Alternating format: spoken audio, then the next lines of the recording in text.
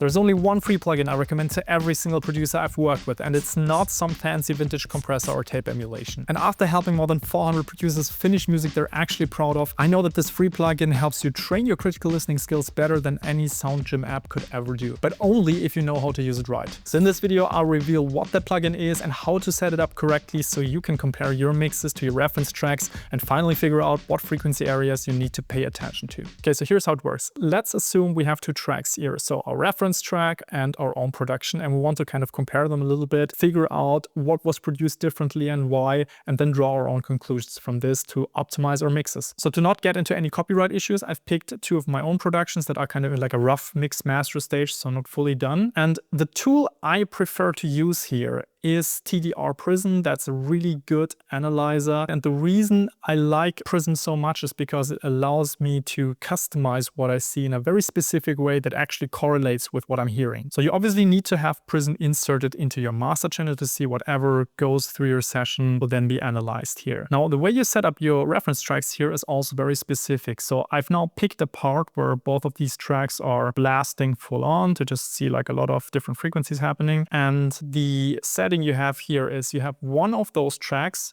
muted, but then you activate the solo. And whenever you now hit the S button, this will be soloed. And if you hit S again, it will be muted again. And the other one will basically play in solo. So this is like a mutually exclusive way to solo tracks, just to give you an idea of what the music sounds like.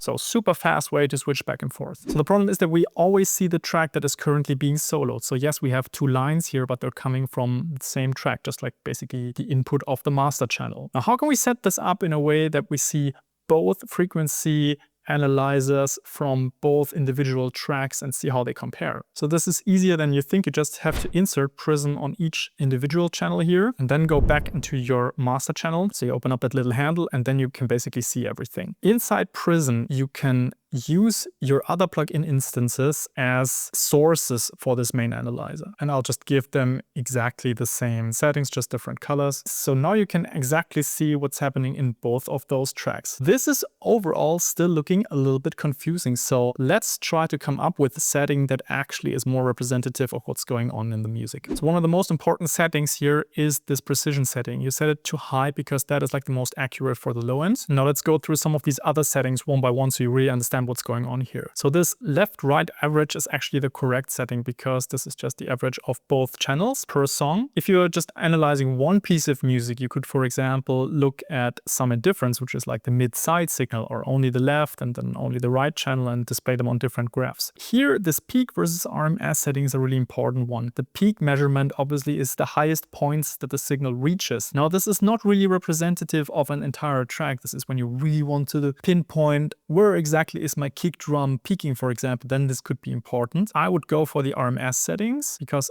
RMS, root mean square, is like more representative of the average of the music. And as you can see, it already becomes a little bit easier to identify those lines. This setting here shows you the speed of these waves, like how fast or how slow are they moving. If you're on fast, then this is quite helpful to identify specific resonances in the signal. And if you go to something like slow, it starts to become really interesting for like judging the overall broad behavior of the music. The first song is dropping here a little bit, but has some extension in the bottom end, whereas the other one extends a bit more in the top end, but has like a slightly steeper curve in the low end. So like all of these little details you can basically pinpoint much easier. Now, what can be really helpful is to have several inputs of that song. So we have, once again, song 1 and song 2, set them to left, right, and set them to infinite, set it to RMS. And I'll go for like white and gray, just use the lines here. And this is basically freezing the average of the signal that we're listening to. So this little loop that we're listening to, this is basically the average of what happens in here. Now, this can be quite helpful to have this setting and then sometimes switch between the other settings and this one. Obviously, I would then set this to a bit faster, not super fast, but default. And for these, we can also use this like X-ray setting. It gives you like a cool 3D representation of both tracks. This can be very, very helpful. example. Then you can flip back and forth between those two. Now, one thing you can activate here is a so-called weighting. Now, this can become quite complex. I'll just break it down in simple terms here. For some specific use cases, like for example, playing back music in a cinema, it's a very different representation of what you would expect on the analyzer. And to kind of mirror that a little bit, you can use, for example, specific weightings that reflect this. And as you can see, like, it looks very different. The same is true for using specific loudness weightings. So the K weighting is, for example, something that gets used a lot in broadcast. And like, once again, this is a different way of looking at the same frequencies, basically. My recommendation for you is to not overcomplicate this and stick with pretty much the default setting here. So it's 3 dB per octave setting. This is perfectly fine. And you need to basically train your eyes and your ears to correlate the information, which means you don't want to constantly switch between these settings. Like, it doesn't make sense. What's super cool is when you are working on an individual track and you, for example, want to see like where do kick and bass mask each other, you can actually activate this auditory masking. And then you will see exactly what types of frequencies will cancel out at what moment in the song. These settings here help you define the range of the scale here. So 120 dB is a lot. So no one in electronic music uses that dynamic range overall. If you set it to 80 or 100, it's typically good enough. And the maximum could also bring that down a little bit so that you're more zoomed in into the music. Now, one setting we haven't discussed yet is this 112 per octave setting. So this is basically how everything's distributed here. You set it to 1 octave, it gets super broad. Once again, it can be helpful sometimes to see broader trends in the music, but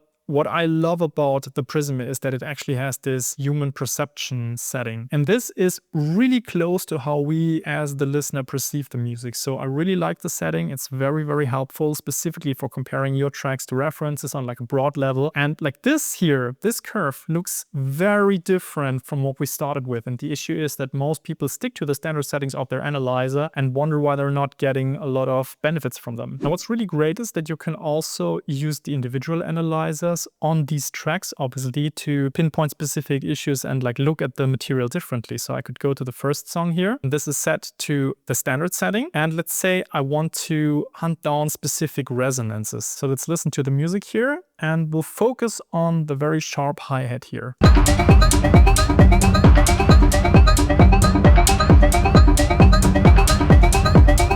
Now, stylistically, I personally like it like this right now, but let's assume that this is too sharp for our taste and we want to later on tame it, but we don't know exactly where the hi-hat sits here. So what we can do is we can basically set our analyzer to help us identify all of that. So in this case, actually the peak setting makes a lot of sense because we're trying to identify something that actually stands out and peaks there. It also makes sense to have something really fast. We'll then set the setting here to raw, which is like the most precise zoomed in version, and bring down the range as well a little bit.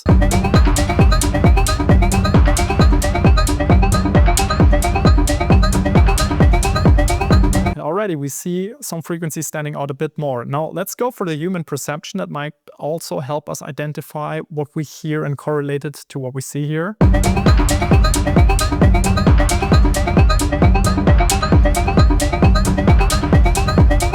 Now you still don't exactly know whether something is more coming from the hi-hat or it's more coming from a lead synth, and this is where one function really shines, and that is command clicking or control clicking, I think, in Windows on a specific part of the frequency spectrum. This lets you play back a sine test tone.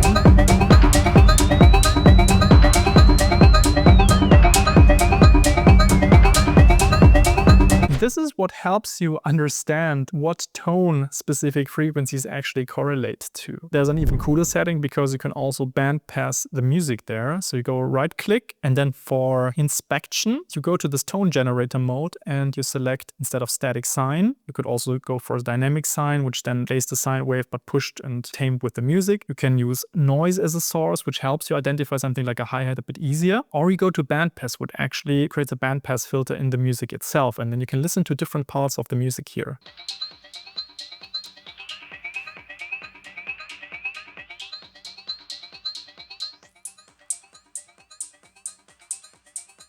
Now what you notice here is that this part here is like the upper tones of the hi-hat, but also a little bit of that synth.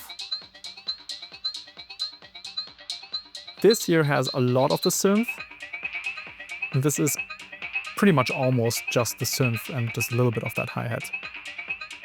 This means it would not make sense to reduce something like the upper mid-range 2.6 kHz to get rid of some of the harshness in this specific hi-hat. You're probably best off taming something here and maybe a little bit here. This is easier to do in the mix and not really something you want to do in a mastering scenario, only if you have to. But if you have access to the mix still, you would go in and fix it there. Now let's go to the other track, and this time we'll inspect something using our main analyzer here on the master channel. Now let's go into some precision in the low end. So the second song is this green one now. I want you to pay close attention to what part of the kick drum is serving which role. So we'll go from the very deep sub-regions up to kind of low mid-range, and then later on we'll go into the upper mid-range, and I'll explain something on the go. So let's listen to the very sub-regions, so from 0 to around like 50 Hertz.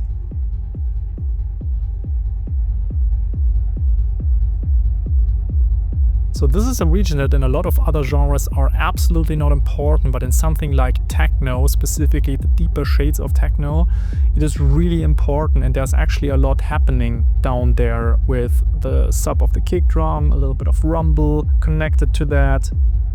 Now let's go up a little bit.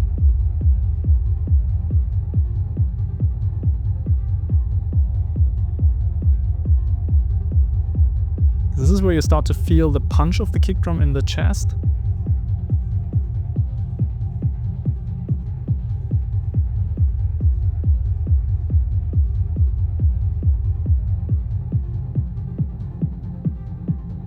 Often a lot of kicks have interesting character in this region here.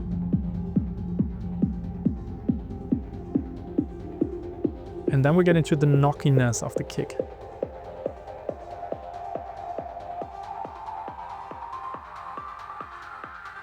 There's not too much happening here then.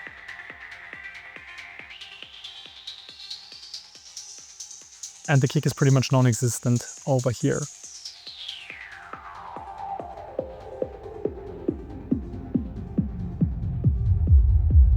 Now you know exactly how to set up Prism and analyze your music, but the information you get is only helpful if you know how to execute on it in your mixes. So watch that video next, in which I'm sharing my exact mixing workflow.